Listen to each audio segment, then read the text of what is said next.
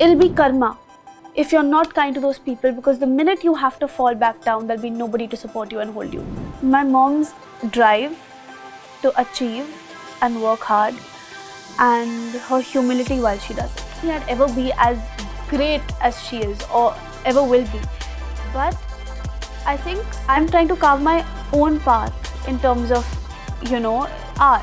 Whenever you have a big film in mind, there's a lot of pressure to cast stars. The gusto with which he approaches life, work and personal.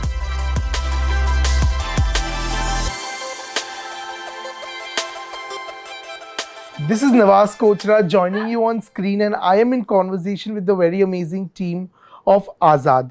We have with us Amaan Devgn, Rasha Thadani and Abhishek Kapoor. Hello guys, how are you all? Hi. Hi Nawaz, how are you? Very well. Let me begin asking you all this. Aapke hisab se, each one of you, what does being Azad mean to you all in this day and age? Should I go? Yes, I think all three of us, at least them and me are from different generations. Right. And I think Azadi can mean different things for us, But where I'm staged in my life, I think just to find freedom from what people think of me and to have the freedom to express myself as to who I think I am and who I want to become. And the freedom to change, like they say, because if you're in a state of contradiction, like who you were yesterday and who you're tomorrow, I think contradiction is growth, and that to me is also freedom. What about you, Raja? For me, I think Azadi means khushi. Just being free and happy and being in the moment. I think it's happiness. Yeah, I think I'll agree. I think being in the moment is a big challenge for us, with the amount of stimulus we have in today's day and age, whether it's social media, whatever. I think just being able to be present is a very hard thing, and if I can do that, I'll feel Azad. Absolutely. Congratulations. It's your debut finally happening. So much. Since when have you all probably seen this dream? Like how old were you all when you all realized that, oh, I want to do this? I think it's a process, because I think I can say this for holes. When you're born in an environment where cinema is the discussion from morning to night, there may not be a specific moment, but it starts seeping into your brain that this is just something that you love, something that you want to do. For me personally, growing up, I've seen a lot of films, and I think that watching the process of cinema being made just really made it seem very interesting to me. When I turned around 15 or 16 is when I took action that, okay, no, this is what I want to do, and I started working toward it. What about you? I agree. It was always a love that I always had for cinema and performing arts ever since I was a child. Dance has been my passion. Music, I used to, have this small toy keyboard and this toy mic, and I used to scream into it, just yell. Completely besura, no tune whatsoever. But I think that's when my parents looked at me and said, okay, she this is her interest, she wants to get into this.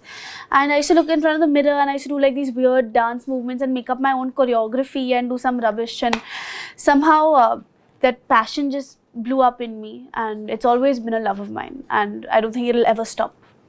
But guys, tell me one thing. So, when you all grow in a family which is so close to cinema, how do how does the process of preparing yourselves to enter into this industry work? Like, have you all also assisted on films, worked very closely in, coming onto the big screen? What has that been like? Yeah, I have assisted actually on 3 films, Runway 34, Bhuj and Bhola, most of which he's directed, which actually really helped me because he's also a big part of this film. So when he came on set, I just knew how he works, how he functions, whether he's performing, when he's performing. It just made it really easy for me. But there's an entire different side to prepping for something like this, whether it was the dialect coaches provided, the horse riding, and even the acting workshops we did prior. I think at the beginning of our training, obviously that also really helps. What about you? How has the prep been for you? It's been amazing, but I tell everyone this movie was like a leap of faith for me. I was in the middle of grade 12, completely clueless, unprepared, unaware. Of course, I've always been doing dance, music, perform. That's always been workshops, everything. It's been a constant. But when the talks of the script and we kind of realized, this is what we're doing now. I remember I felt like I knew nothing. you know, and I remember going for the first day of workshops and being so scared and nervous, and even for horse training or dialect or whatever it was, I remember being completely so reserved at that time, just trying to seep and learn everything. And yeah, like he said, we had horse training, we had dialect, because yes, we're speaking in Hindi, but over that there's this dialect called Bundelkhandi. Yeah, like a variation of it. Yeah, Exactly. which we had to kind of uthao for this film. And it was, everything was a new learning. And even after all that preparation, the first day on set, it was like, I know nothing. What am I gonna do? Like, so I think until you're there, it's just, you're clueless. So the most learning I think we had was actually physically on set. Right. Abhishek sir, you know, I want to firstly understand with you, what I also loved while I was watching the trailer was how beautifully that equation between a human and an animal has been shown. Shooting with a horse, how different is that? Because you know, humans को तो आप फिर भी समझा सकते हो, but getting that kind of a reaction from a horse, how does that work around? Like, how does that process go about? You know, it all starts from the writing stage, you know, because it's not just a horse, he's Azad, you know, and he's a character. He has a complete story arc, he's got a character arc, he's got a personality, and I know him really well, you know, because I've written it with my team, but I know that character well. Like I know Govind, I know Janki, I know Vikram Thakur, I know all these people, and that's what happens when I make a movie. Those worlds are very real, and those characters are very alive. So when he's on set, I know that horse. Now the horse doesn't know I know that horse, but I have to get him to do certain things, you know. But because I think I have clarity, and of course I have a great team. You know, you can't make movies like this without a team. Everything you see on that screen, you know, is there because it's thought of.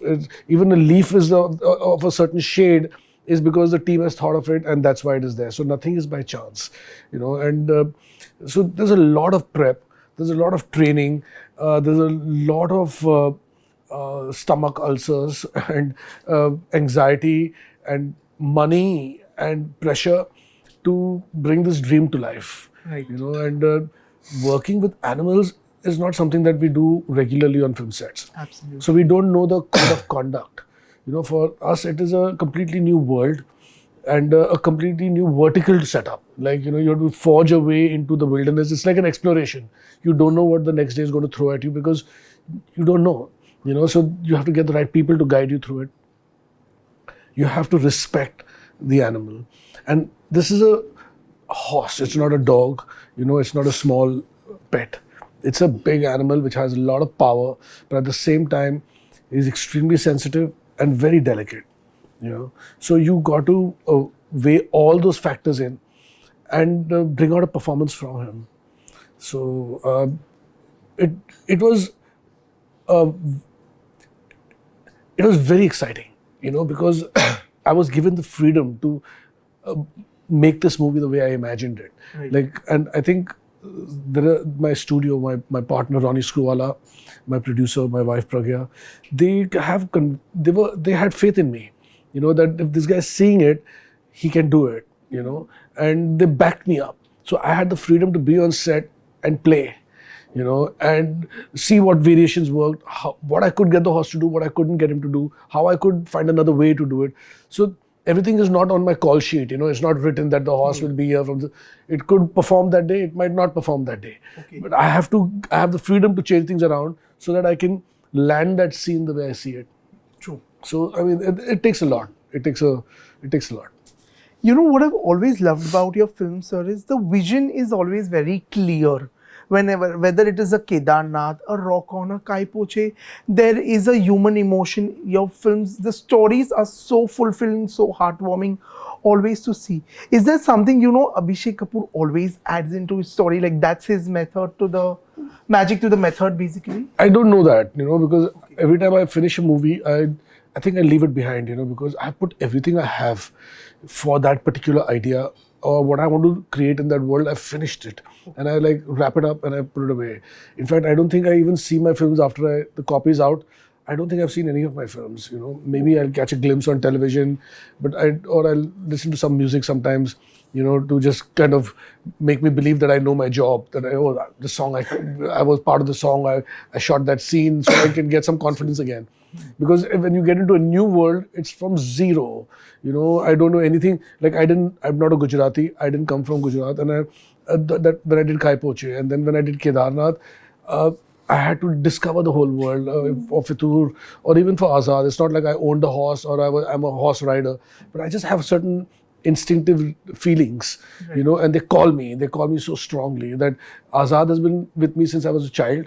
And then I wrote the script in 2016-17, and it just waited and it waited. And then every day, if I look back and say, what should I make? And that script would just look at me and say, boss, come on, let's just do this. And I would look at it and say, I have to. So I think my partners also see that if this guy is like there are so many ideas you have, and 6 months later, they don't call you the same way, or they become dated. But this is, has been timeless in my mind. And today when it's ready, and this Friday when it is out, it's a dream come true. Ever since the trailer of Azad has dropped, there's been one very constant emotion on social media that Abhishek Kapoor launches newcomers who are very genuine. He did that with Sushant Singh Rajput, and now comes two other very sincere looking actors.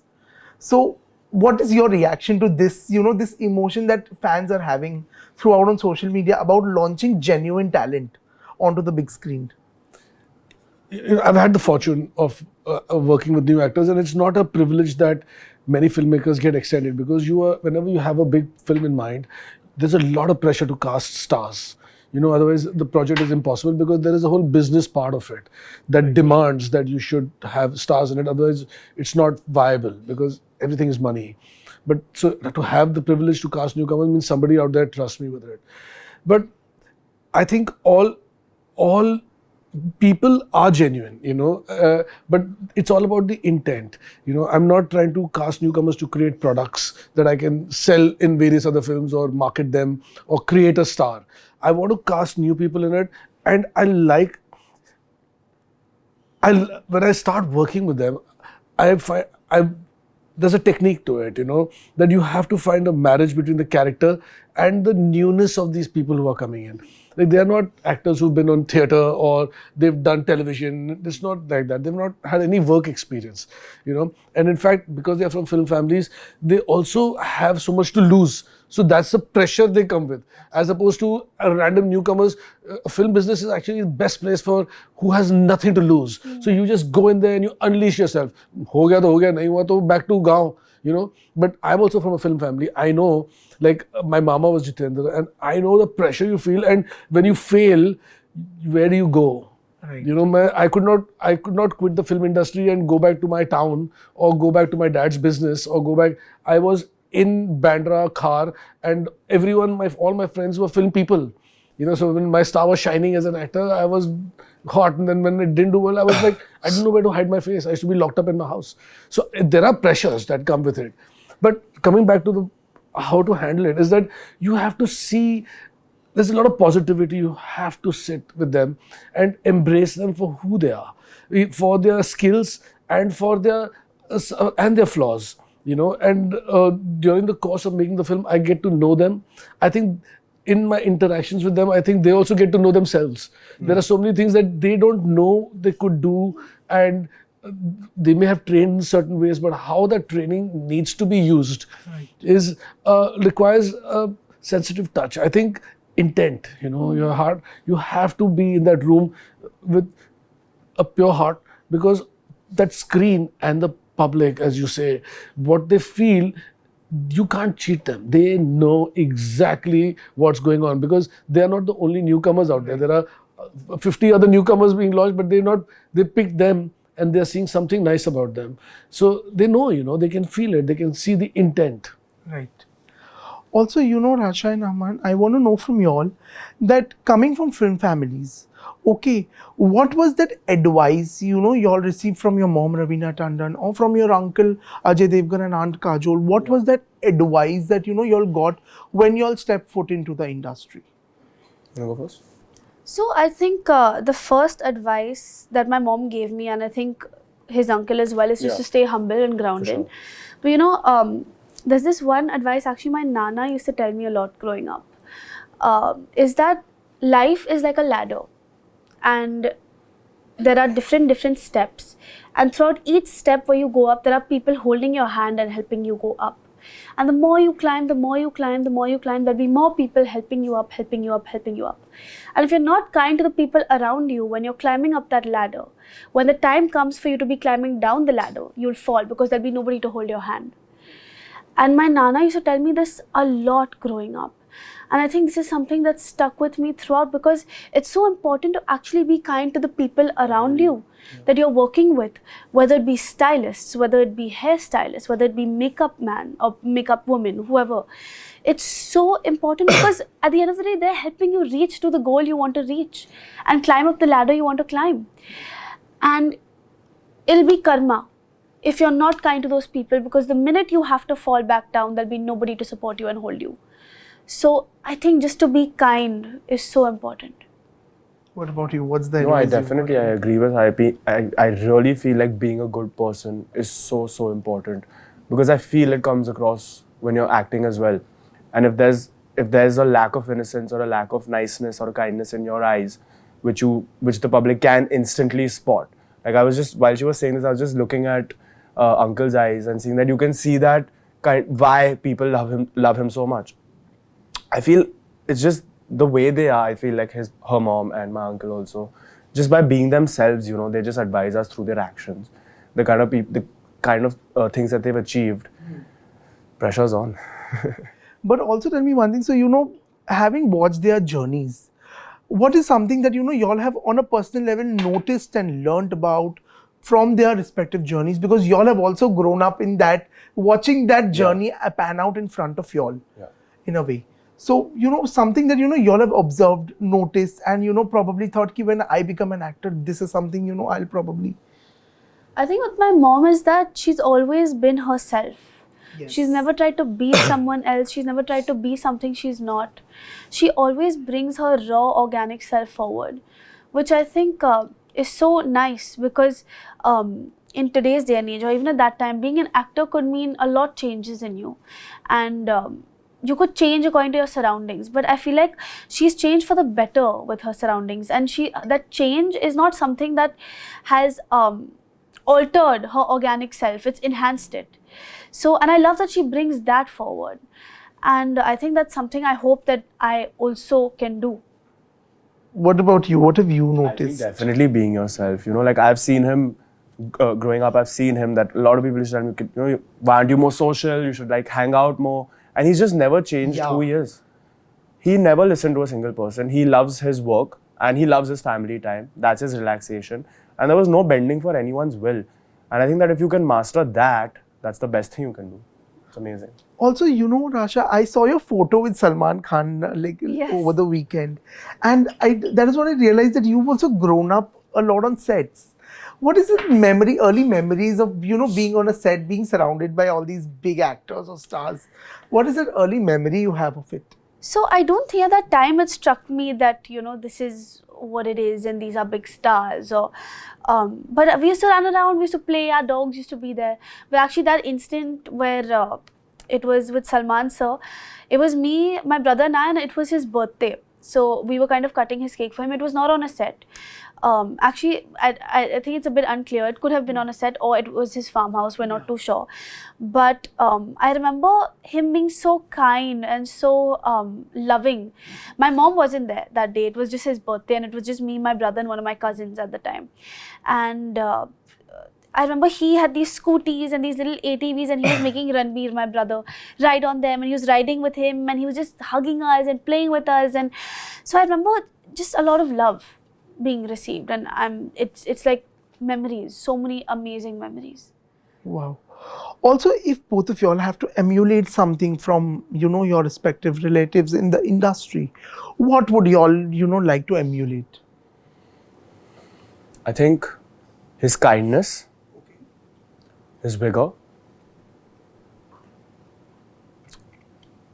I just think the gusto with which he approaches life, work and personal. I think my mom's drive to achieve and work hard, and her humility while she does it.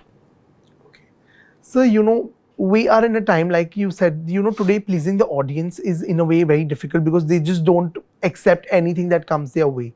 As a filmmaker, is there also a big challenge in a way to deal with at times? No, I think, at least from how I see it, I don't think it's been better. Because now everybody has to deal with the fact that you better shape up or shape out, and give them something new, and don't cheat them because they will throw it back at you. And I've always aspired to make new things, and the kind of movies I've attempted in my career, they've been out of the box. Like Rock On, when I did, there was nobody felt that rock music would work, but we still went ahead and we made that film, and it was really loved. And so I've always tried to do something new and be original. So I think times have never been better, actually, from how I see it. But being new, being original also comes with a certain resistance from the industry. Also, have you ever encountered or faced? Of course. I mean, that's why it takes me a while to, takes me quite a while between my movies. During the time I'm writing, and then a lot of the time goes in trying to tell people that this will work, and then to get their heads to come around that, because see, the business works on an Excel sheet, which is the tragedy of our business. And there are all corporate people who have jobs who take certain decisions, and on that Excel sheet is an actor's name and a certain price.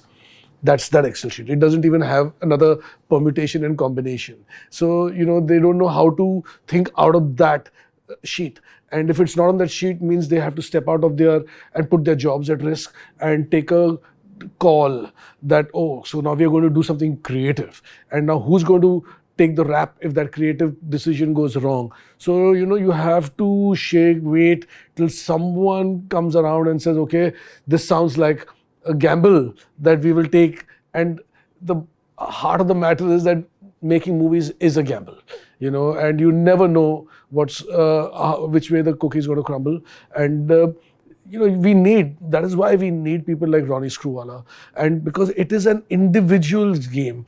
Every person is an artist. Even the guy who takes the monetary decision has to have an artistic bent and a creative bent to take that chance. Otherwise, that's why you see so many movies that are made, maybe 80% of them fail, because there is no real creative call taken. Right. But, if you have to tell me one movie that has been quite challenging for you in your journey so far, which one would that be? I think each one has been very demanding, like shooting Kedarnath in the mountains. Going to Kedarnath, first you must know that you first of all have to have a calling to go there, because I know the most powerful of people sometimes cannot get there because the weather is bad. And you can't, and back in the day, people used to go there thinking we don't know whether we'll come back, and I spent 3 months on that mountain.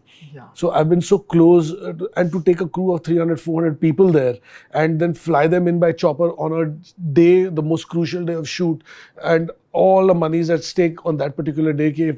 What if the weather turns bad? What do I do? I'll not be able to I'll have to come back home. And to get to Kedarnath is why, people go take a flight, take a train, take a car ride for 24 hours, and finally you reach that place where there are no amenities.